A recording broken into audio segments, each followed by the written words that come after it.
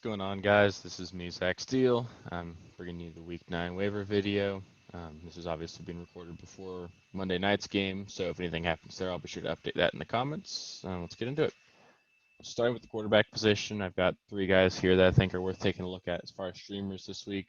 I know Teddy Bridgewater kind of disappointed last week against the Falcons. It was kind of a rainy game. It was overall pretty gross, but this week they play the Chiefs. I'd expect him to get McCaffrey back, so that offense should look a lot better, and they're obviously going to need to score a lot of points.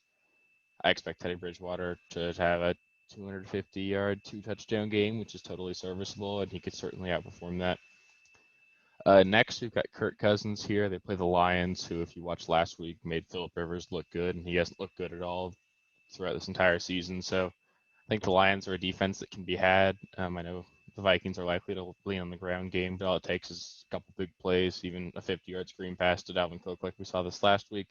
So I think Kirk Cousins is in line for a decent performance this next week. And Nick Mullins, assuming he gets to start on Thursday, he looked good coming in against the Seahawks this last Sunday. I personally think you could make the argument that he's better than Jimmy Garoppolo. They're playing the Packers on Thursday, in which should be a high-scoring game. I expect the Packers to be leading most of it, so you're going to get a lot of passing done by the Niners. I think Nick Mullins is in line for a decent workload. At the running back position, I'm going to start us off with Damian Harris. I think of the guys on this list, he's the one that's most likely to have rest of season value. He looked really good this last week. The Patriots have not shown an ability to throw the ball since like week 2, really. So they're going to be a run-heavy team. I know he's really volume dependent, and every week you play him, you're probably hoping he gets a touchdown. Otherwise, he's not going to pan out. But if he's getting 15 to 20 carries a game, he's in line for RB2/3 production the rest of the season. I think he's a guy that can help you get through injuries or bye weeks the rest of the way. Number 2 here, I've got JaMycal Hasty. This is dependent on Tevin Coleman not playing on Thursday. If he does play, I think I would prefer Coleman, but honestly, I'd rather just avoid them both altogether. But Hasty looked decent. We know the Niners like to run the ball. McKinnon didn't really get any work at all, period, until they were completely out of the game, and it was just a lot of dump-offs. So I don't think McKinnon's really a threat. I think he had -1 rushing yards on the game. So I think assuming Coleman's out, Hasty's in line for a lot of work and a potentially 15-point performance in fantasy on Thursday. Another guy I've got here is Gus Edwards. Obviously, I'd prefer J.K. Dobbins, but he's owned in over 50% of leagues, so I couldn't put him in here. But Gus Edwards looked good. It's very likely that Mark Ingram missed another game. And honestly, Edwards and Dobbins are better than Ingram at this point. The Ravens have a positive matchup this week. He's in line for a lot of work. He gets the goal line work over Dobbins. I'd totally look to play Edwards this week as a nice bye week fill-in or an injury fill-in. At number 4 here, I've got Jordan Wilkins. I know he's more of a speculative ad. I've been super high on Jonathan Taylor all season, but honestly, he just didn't look the part this last week. I think he had 11 carries for 22 yards, and they kind of just benched him for Wilkins. Wilkins ended up with like 20 carries and 90 yards and a touchdown. If Wilkins is a guy that looks like he's going to get the work going forward, I think you can totally use him. I mean, obviously, anybody getting 20 carries is someone you want to add.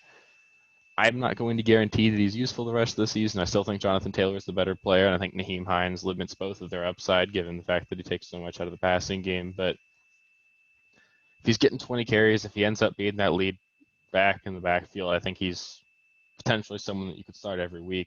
So he's worth adding and just holding to see.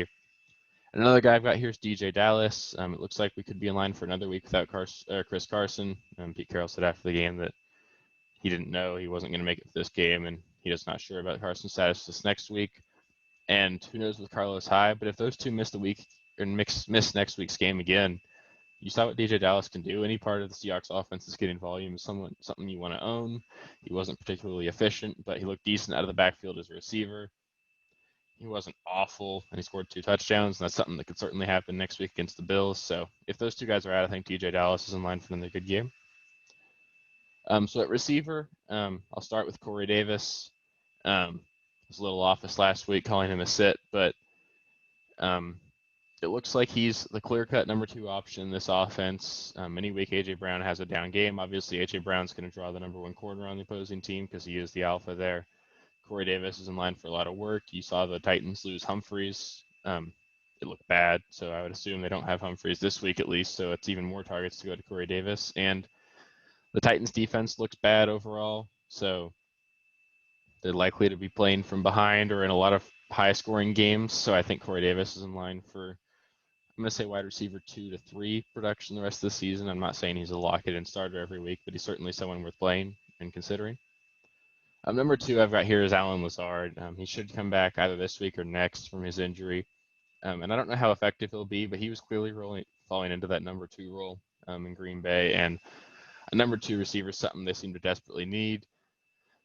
Davante Adams can only do so much. So Allen Lazard coming in should be in line for a decent target share and what's a pretty competent offense. And he's a guy I think you could see performing for you down the stretch.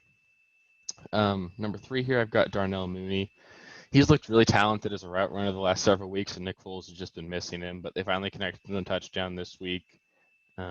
Obviously, being tied to that Bears offense sucks, and he's not the number 1. You obviously want Allen Robinson over him, but he's somebody that you can play as a flex on bye weeks. He gets a decent target share. He's kind of their deep threat, so he's one of those guys that can make up for a bad game in just one touch. So he's a guy that I think it's worth rostering and worth considering throwing as a dart, especially in DFS too. He's a guy that's always cheap and could always come through with a big play.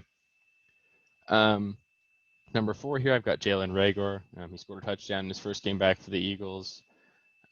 He seems like he's in line to fill that Deshaun Jackson role. Him and Wentz missed on a deep ball at the end of the game too, so he could have had a much bigger game on Sunday, but Reagor was the number 1 pick for a reason. This was his first game back, so I think you can only expect to see more out of him coming out of the bye week, and I don't think anyone's going to be rushing to add him, given they'll have to hold him through a bye, but I think he's a guy that can be really valuable down the stretch.